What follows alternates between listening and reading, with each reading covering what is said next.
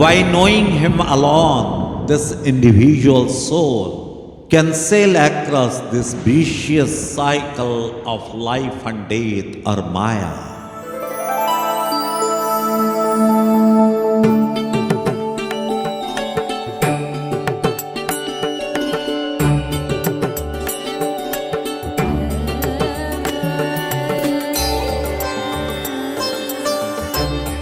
Therefore, arise, awake, and take the shelter of a genuine spiritual master and know him immediately.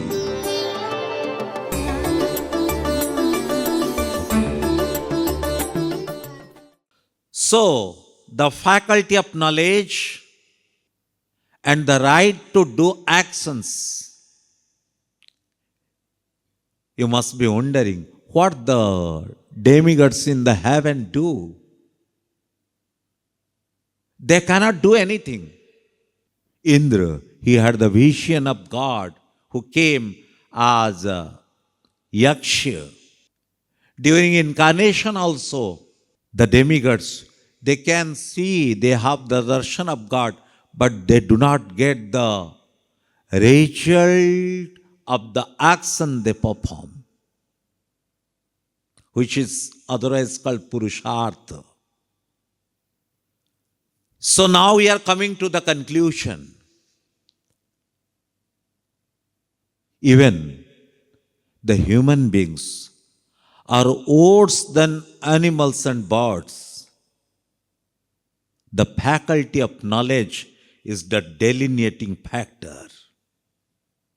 Although the demigods of the heaven, they possess the faculty of knowledge, but the right to do action is the exclusive possession of the human beings. And these two things are precious in nature. For this reason, the human form of body is held in the highest esteem. For knowing Him, these two things are required: the faculty of knowledge and the right to do action. These are the two distinguishing features of the human form of life. So, human form of life is held in the highest pedestal. The demigods in the heaven, they crave for this human form of life. Now, when we have come to the conclusion that this human form of life is the most precious, now let's endeavor to know Him. You talk with a businessman, well, you are absolutely right, but now I have just started my business. Once my business is settled, definitely I'll pursue the path of devotion, or I'll pursue the spiritual goal. You talk with a serviceman, I've just started entering the fag end of my career.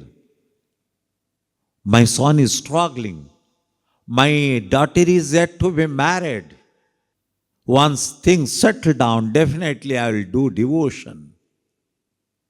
But the irony is, the fact is, Ayusham jalalola bindu chapalam phenopamam jivanam. This life is like a bubble.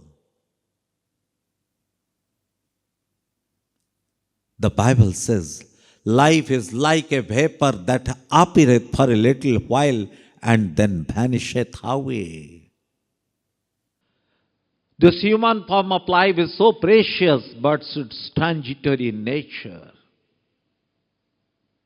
Yaksha in Mahabharata, he asked 64 questions.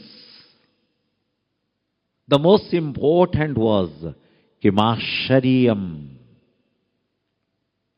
What is the most astonishing fact in the entire world? Yudhishthira replies, ahanyahani bhutani gachanti yamalayam sheshastiratvam icchanti kimashariyamata param. Mahabharata. Daily we are seeing people dying. We are reading in the newspaper. We are seeing the TV. You are listening to people. A baby died in the womb itself.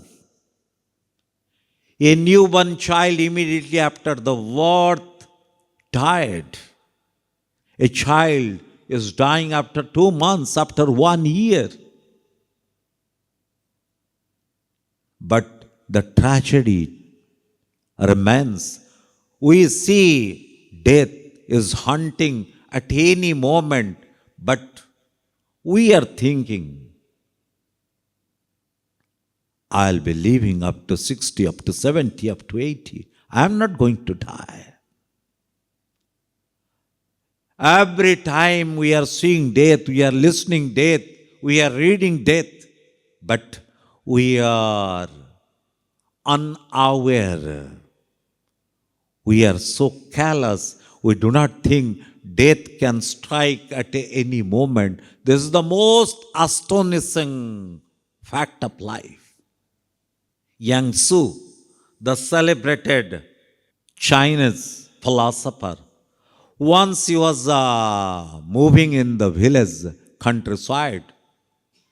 There was a churchyard and so many skulls were strewn. He asked his disciples, take a skull and put it right in front of my bed. His disciples were stunned. Why? Our master is advising us in such a strange way. The disciples asked Yang Tzu. Yang Tzu told, when I'll get up from my bed, the skull will remind me of the transitoriness of life. And when I'll go to bed, the skull will do the same lesson for me. Life is so precious, but this human form of life is beset with a serious hazard, its transitory nature. Life is short, the vanities of the world are transient. Bible. You are the soul's immortal, the spirit's free, blessed and eternal. You are not bodies. You are not matter. Matter is thy servant. Bible. Again the Bible tells, his soul is particularly divine. What you have to do is to manifest this divine by controlling nature, external and internal. This human form of life is very precious, but the fact remains its transitory nature. Once we realize its importance and its transitoriness, Ratrirgamishyati bhavishyati suprabhatam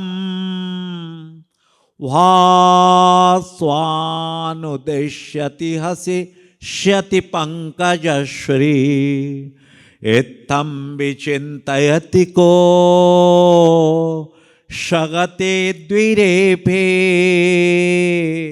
Ha hanta hanta nalinim Gaja Ujjahara. The sun is setting. There is a beautiful lotus flower blooming in the pond. The bumblebee is enamored by the fragrance of the lotus flower. It is shocking. Now, dusk is imminent. The lotus is closing. The bumblebee is also realizing The lotus will close, but it is so engrossed in the charming beauty of the lotus flower, the corolla has closed. It is thinking, today, in the entire night, I'll enjoy. And in the morning itself, when the flower will again bloom, I'll just fly. During that time, an elephant came to quench its thirst. It uprooted the lotus flower in its trunk and put the lotus in its mouth. And the bumblebee was swallowed. This is life. Death can strike at any moment. But the irony remains. We are so much attached with the material arrangements, material enjoyments. We are unaware of the fact that death can strike at any moment. So, two things we must remember always: the importance of human life and its transitoriness. Once we realize these two things, we should make headway progress to know Him. But the question comes, why will bother to know Him? What is our relationship with Him? Loke nahi savidyeta yo narama manobrataha. In the entire universe, Maharshi Valmiki tells, there is no individual who is not an ardent devotee of Lord Ram. Every individual soul is a staunch theist. He believes in God. He loves God. He is an ardent follower of God. Gentlemen, when dialecticism is the law of the nature, if there is darkness, there will be night. If someone is doing virtuous things, there are people who are doing vices. If there is dawn, there will be dusk. If there are demigods or celestial gods, demons are there. Dialecticism is the law of the nature. Similarly, there are people who believe in God, who are theists, and there are so many people who do not believe in God. They are staunch atheists. So how do you tell each and every individual soul is a staunch believer in God? This audacious statement needs scientific explanation. Not only we believe in God, we know Him, we believe Him, we love Him, and with single-minded devotion, we are staunch believers of God. This sounds very strange. Now we are going to explain, to unravel this mystery.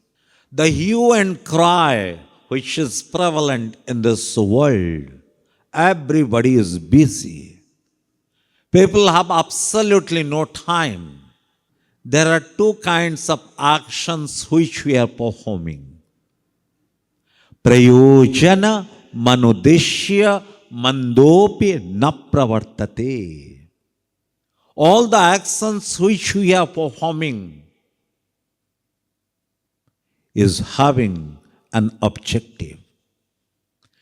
Even the most courageous person in the world, he cannot do any action without purpose. Objective or purpose is the essence for which we do actions. You are all wondering how a crazy man, how a mad man will have purpose. Just tell me, what is the definition of madness? The person who doesn't know himself, who does not know his family members, his kith and kins, his dear and near ones, his society. We tell he has gone mad. Put him in a mental asylum, in a lunatic asylum. So the precise definition of a mad person is one who does not know himself. Let me ask you a simple question. Do you know yourself? Of course. Just tell me, who are you? I am Naresh Tripathi. This is your name. My question was, who are you? I'm not asking your name. I'm general manager of so and so company. This is the post you are holding. I'm not interested in the post which you are holding. I am Brahmin. This is the caste to which you belong. I am not doing caste census, gentlemen. Just tell me, who are you? I am body. Body? This is your body. This is my shirt. This is my vehicle. This is my house. I am distinctly different from my house, from my vehicle, from my body. Then, after a long pause, well, I have listened. The saints tell, the scriptures tell, I am soul. If your body, when someone departs, we all tell, today Dinesh has departed from this material world. I am going to attend the last rites. That means you are going where Dinesh has gone. No, he has gone. His dead body is there lying. I am going to pay my last homage to the departed soul. So, that principle which has gone is distinctly different, and the body which is lying is distinctly different. We all tell it. So, we are not body. Well, I have read in the scriptures, the saints tell, I am soul. You have read. You have listened to the saints, but you have no firm belief or faith. So you don't know yourself. And a person who does not know himself, this is the precise definition of madman, crazy man. If I am mad, so I should have been the mental asylum, lunatic asylum. What I am doing here? Ramakrishna Paramahansa tells, the soul world is a great lunatic asylum. One who does not know himself has been thrown in this lunatic asylum for his treatment. The lunatic asylum is also visited by the psychiatrists, the mental doctors. One who thinks himself to be mentally ill, he'll accept the advice of the mental doctor, and his malady will be treated. But one who does not accept himself as mentally ill, his mental illness is not going to be treated. This Doctors are the saints who are being sent by the God Himself. And in emergency situation, the superintendent of this mental asylum, the Supreme Lord, also makes visit.